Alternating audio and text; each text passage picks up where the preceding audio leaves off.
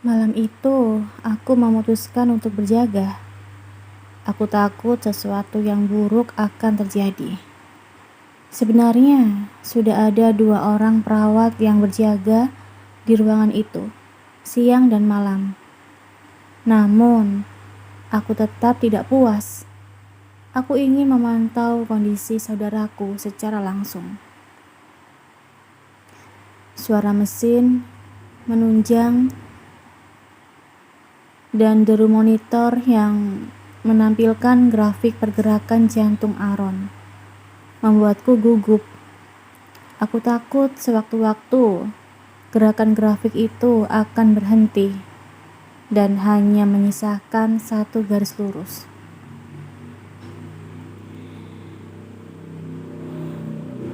Aku masuk ke ruang ICU dengan memakai pakaian khusus. Aku memutuskan untuk menjaga Aaron secara dekat. Ku perhatikan sekujur tubuhnya dengan seksama. Perasaanku sakit melihat kondisi kakakku yang lemah seperti itu. Aku masih tidak menyangka Aaron akan berakhir seperti ini. Bodoh, bangun. Sampai kapan kamu mau tidur seperti ini? Bangun, brengsek. Ambil tanggung jawabmu. Masih banyak tanggung jawab yang harus kamu penuhi.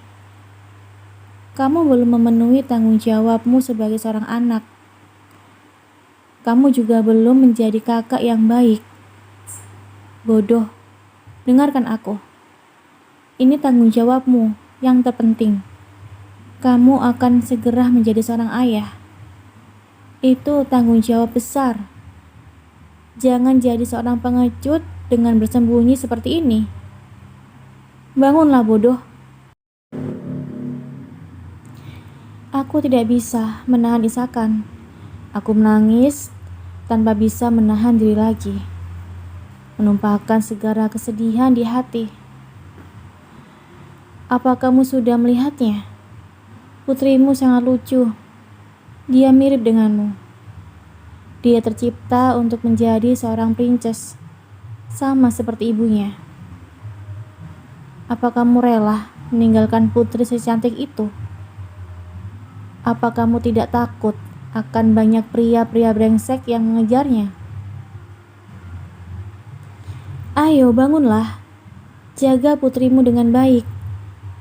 Jangan meminta aku menjaganya, karena aku sudah memiliki tanggung jawab yang lain.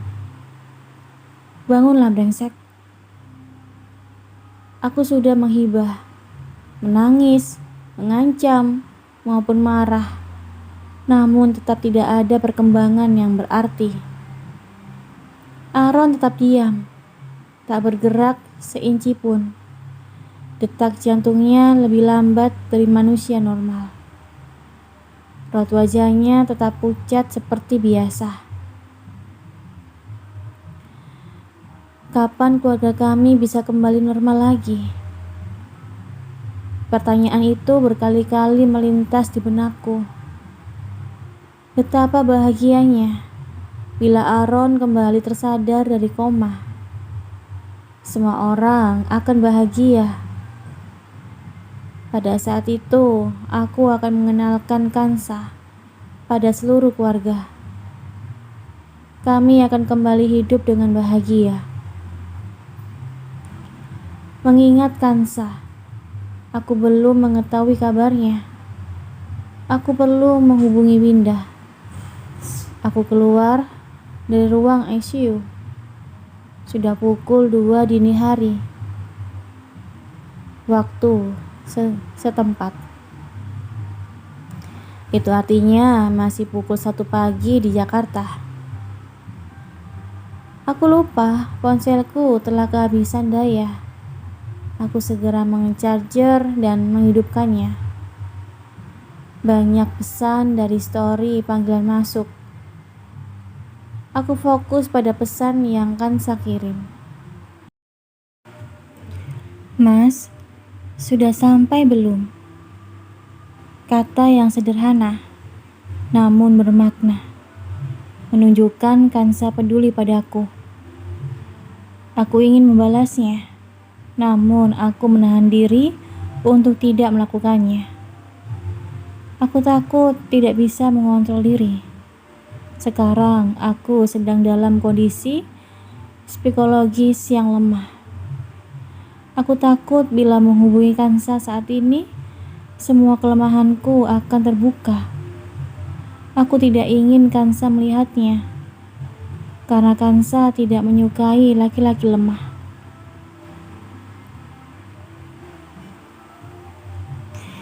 Aku benar-benar tidak tahu bahwa pemikiranku saat ini adalah pemikiran yang salah. Suatu pemikiran menjebak nantinya akan menjadi bumerang bagiku. Aku menelepon Winda. Pada deringan kedua, wanita itu mengangkatnya. Saya, Pak. Maaf, mengganggu waktu istirahatmu, Winda. Bagaimana keadaannya? Sama sekali tidak mengganggu, Pak. Kabar Ibu Kansa baik-baik saja. Sekarang dia sedang tidur. Bisa kamu foto dia? Baik, Pak. Pak, ada apa? Apa perlu saya membangunkan beliau? Tidak perlu. Kamu fotokan saja. Laporkan semua kegiatannya padaku. Jangan lewatkan detail sekecil pun. Mengerti? Baik, Pak. Aku mungkin akan sedikit lama di sini. Pastikan menjaganya dengan baik. Jangan lengah. Baik, Pak. Aku tunggu kabarnya. Siap, Pak. 5 menit berikutnya, Winda mengirimkanku foto-foto Kansa yang tertidur. Melihatnya seperti itu membuat perasaanku semakin sedih. Aku pergi ke kamar mandi dan menangis sembari memeluk ponsel, membayangkan sedang memeluk Kansa. Andaikan wanita itu tidak begitu membenci pria lemah, mungkin aku sudah menumpahkan segala bentuk kesedihan ini di depannya. Aku benar-benar butuh seseorang yang memelukku, yang menguatkanku, karena pada dasarnya aku tidaklah sekuat yang mereka pikirkan. Aku juga pria lemah yang butuh sandaran. Aku butuh Kansa. Winda, apa saja yang dilakukannya hari ini? Ini adalah hari keempatku di Singapura. Hari ini ibu memintaku untuk mengantarnya ke sawah. Iya, dia memang memiliki kebiasaan itu. Apalagi yang dilakukannya. Beliau menangis. Apa kamu tahu penyebabnya? Saya kurang tahu, Pak. Tapi saya pikir ini ada hubungannya dengan Bapak. Apa Bapak tidak ingin menghubungi beliau? Sepertinya beliau akan baik-baik saja kalau Bapak menghubungi. Tidak, itu tidak perlu. Kalau dia menanyakanku, katakan aku baik-baik saja. Baik, Pak.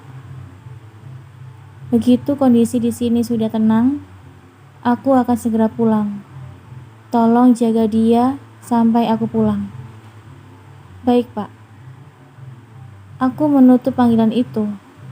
Perkataan Winda mengenai Kansa menangis membuatku sakit hati dan merasa bersalah. Mungkinkah dia sedih karena jauh dariku? Atau kesedihannya karena memikirkan pria itu? Memikirkan si brengsek selalu berhasil membuat emosiku naik. Aku tidak ingin memikirkannya terlalu lama, karena fokusku saat ini bukan pada dia. Aku kembali ke kamar Aaron. Setiap malam aku selalu berjaga di kamarnya. Hal ini tidak mudah, mengingat ada dua wanita berbeda generasi yang juga ingin melakukan hal yang sama. Namun pada akhirnya akulah yang menjaganya. Aku kembali duduk di sebelah tubuh tak berdaya itu. Entah dengan apa membuat kondisinya kembali stabil. Entah dengan apa membuatnya kembali tersadar. Kami sudah melakukan berbagai cara, namun tidak ada hasilnya juga. Bahkan berita mengenai calon bayinya pun tidak mampu membuat Aaron tergugah untuk kembali ke dunia ini. Kak, bangunlah. Apa kakak tidak kasihan padaku? Sudah cukup aku mengemis padamu. Aku sudah menceritakan semuanya. Baik itu keadaan Diana maupun orang tua kita yang begitu menginginkanmu untuk kembali sadar. Tapi aku belum menceritakan kondisiku, bukan? Kak, aku punya rahasia. Hanya Diana dan beberapa orang saja yang mengetahui rahasia ini. Aku menunggumu sadar untuk menyampaikan kabar ini. Kalau kamu terus-menerus tidur seperti ini, aku tidak akan memiliki kesempatan untuk mengatakannya. Kak, sebenarnya aku sudah menikah. Aku sudah memiliki istri. Dia adalah wanita yang kucintai sejak SMA. Tit, tit, tit. Terjadi lonjakan pada grafik di monitor. Itu artinya Aaron merespon perkataanku. Aku benar-benar tidak percaya dengan apa yang kulihat. Aku tidak bisa mengekspresikan perasaanku. Kak, apa kamu mendengarku? Apa kamu mendengar semua ucapanku? Tit, tit, tit. Detak jantung pada grafik semakin cepat. Aku ingin menangis rasanya. Dua orang perawat yang menyadari hal itu langsung mendekati kami. Lanjutkan apa yang Bapak bicarakan. Pasien merespon ucapan Bapak. Ucap mereka dengan wajah antusias dan penuh semangat. Kak, aku sudah menikah. Aku sangat mencintai wanita itu. Sudah sejak SMA aku menyukainya. Sampai perasaan suka itu berubah menjadi cinta. Demi wanita itu, aku tidak berhubungan dengan wanita lain. Tidak ada wanita lain yang bisa mengisi hatiku selain dirinya. Aku menikahinya secara siri. Aku menunggumu sadar untuk meresmikan pernikahan kami. Kami bahkan sedang menantikan buah cinta kami. Selain akan menjadi seorang ayah, sebentar lagi kakak juga akan menjadi seorang uncle. Ada dua makhluk kecil yang sedang menunggumu, Kak. Jadi cepatlah bangun. Tit, tit, tit. Grafik detak jantung bergerak semakin tinggi. Satu orang perawat segera menghubungi dokter, jaga, dan spesialis. Aku menatap mereka dengan khawatir. Apa yang terjadi pada kakakku? Mengapa detak jantungnya meningkat? Tenanglah, Pak. Ini sesuatu yang baik. Pasien sudah mulai merespon. Perawat menghentikan kata-katanya. Dia tampak terkejut dengan apa yang dilihatnya. Aku mengikuti arah pandangnya. Dan tatapanku bertemu pandang dengan mata sayu. Senyum malas tersungging di sudut bibirnya. Al, itu adalah suara yang ingin ku dengar selama beberapa bulan ini. Suara paling indah yang ku dengar. Selain suara Kansa. Aaron tersadar. Mataku terbelalak. Untuk sesaat tubuhku hanya terpaku. Aku benar-benar tidak percaya dengan penglihatanku. Aku hanya berdiri di sana, seperti orang bodoh yang telah kehilangan kata-kata. Sementara mata itu balas menatapku. Ada sebersit senyum lemah di wajah itu. Kak, satu kata begitu sulit keluar dari tenggorokan. Aku masih tercengang, belum bisa mempercayai penglihatanku. Al, sosok itu kembali menjawab. Terjangan emosi langsung menghampiriku. Kak, aku langsung bergerak mendekatinya. Tanpa kusadari wajahku sudah dipenuhi air mata. Aku ingin memegang sosok itu untuk meyakinkan diri bahwa ini benar-benar nyata. Namun sebelum tanganku bisa mencapainya, ada tubuh-tubuh lain yang menahanku. Silakan Bapak keluar dulu. Kami akan melakukan pemeriksaan. Tiba-tiba segerombol ahli medis datang dan langsung menghubungi Aaron. Mereka memeriksa bagian vital dari tubuh Aaron. Sementara dua ahli medis mendorongku untuk keluar. Aku ingin melihat kakakku. Iya Pak, sabar. Kami akan memeriksa pasien terlebih dahulu untuk memastikan kondisinya. Selesai berkata seperti itu, mereka kembali masuk ke dalam ruangan. Sementara aku berdiri dengan gonjangan emosi yang melanda. Aku masih syok dengan apa yang kulihat. Aaron telah membuka mata. Aaron bahkan tersenyum dan memanggil namaku. Aaron telah sadar. Tanpa bisa mengontrol lagi. Ledakan emosi itu berubah menjadi tangis haru. Mama dengar kakakmu sudah sadar. Apa benar seperti itu? Tiba-tiba seluruh keluarga datang dan menghampiriku. Aku menghapus air mata dan menatap wajah-wajah penuh harap itu. Air mata tampak membanjiri wajah Diana maupun Mama. Mereka tampak menunggu jawabanku. Aku tersenyum dan menganggukkan kepala untuk membenarkan perkataannya. Mama maupun Diana menerubukku dan menangis di pelukanku. Sementara aku lihat Papa tampak menitikkan air mata. Kami berpelukan dalam suasana haru selama beberapa saat. Kemudian pintu ruang ICU terbuka. Beberapa anggota tenaga medis keluar dari sana. Kami langsung menyerbunya. Bagaimana kondisi kakakku, Dok? Bagaimana kondisi anakku? Pertanyaan datang secara beruntun, membuat dokter spesialis yang menjadi ketua tim kewalahan. Tenang, semuanya tenang. Kondisi pasien baik-baik saja. Kami sudah memeriksa bagian vitalnya dan semuanya bekerja dengan normal.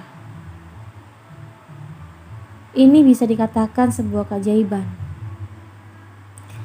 Pasien yang mengalami koma lebih dari 1 bulan memiliki kondisi besar tidak akan pernah terbangun lagi. Namun kondisi Pak Aaron sangat unik. Dia tersadar dengan kondisi tubuh yang secara keseluruhan stabil. Baik sistem gerak, syaraf, respirasi maupun sistem sirkulasinya stabil. Ini benar-benar suatu keajaiban. Selamat. Dokter menyalami keluarga satu persatu. Tubuh Mama tampak sempoyongan. Aku segera menangkap tubuhnya sebelum terjatuh.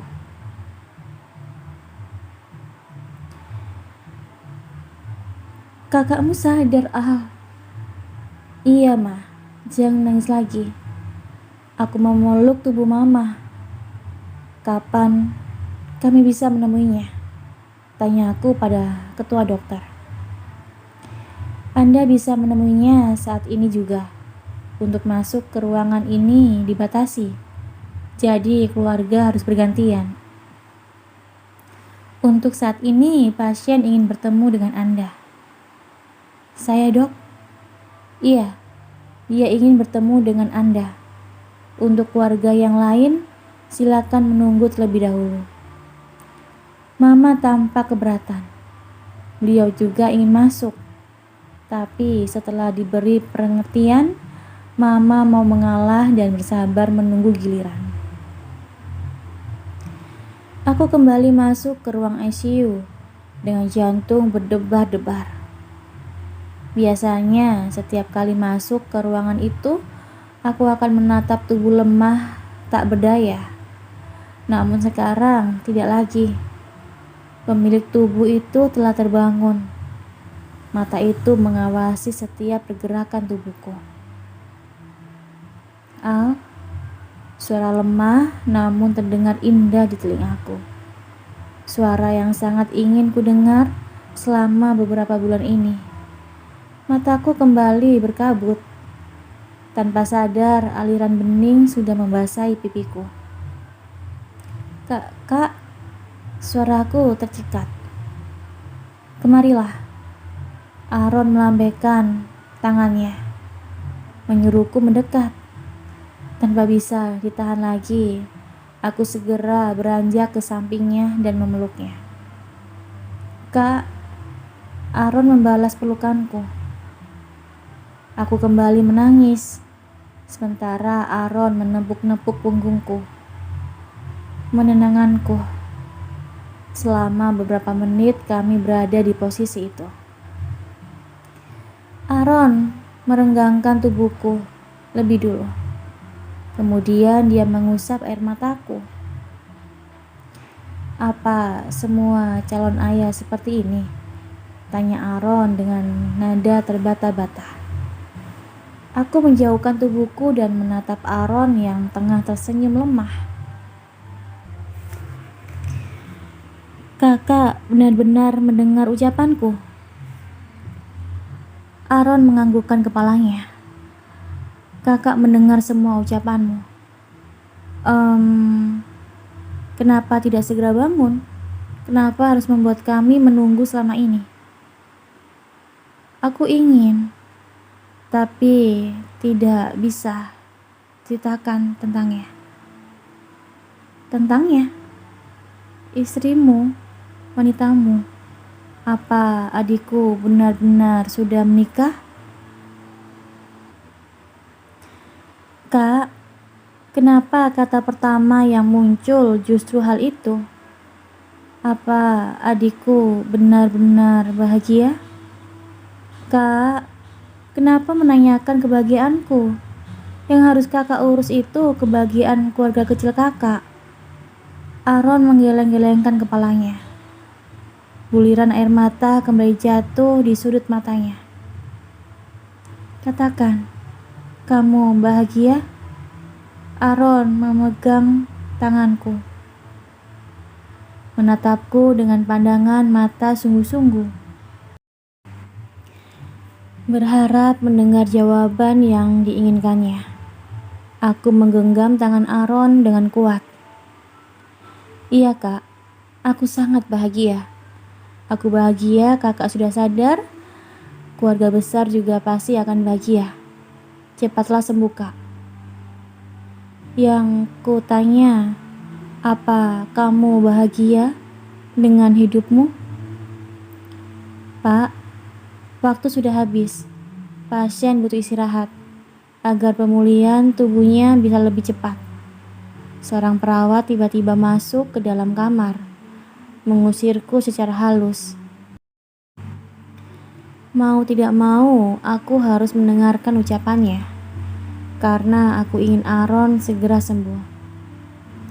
Istirahatlah kak, banyak keluarga yang menantikan kesembuhanmu. Aku melepas genggaman tangan Aaron. Namun pria itu menahannya. Jawab pertanyaanku. Apakah kamu bahagia?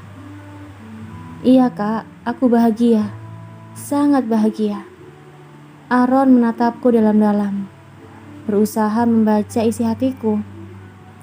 Ia melepas genggaman tanganku, begitu tahu tidak ada kebohongan di mataku. Beristirahatlah kak.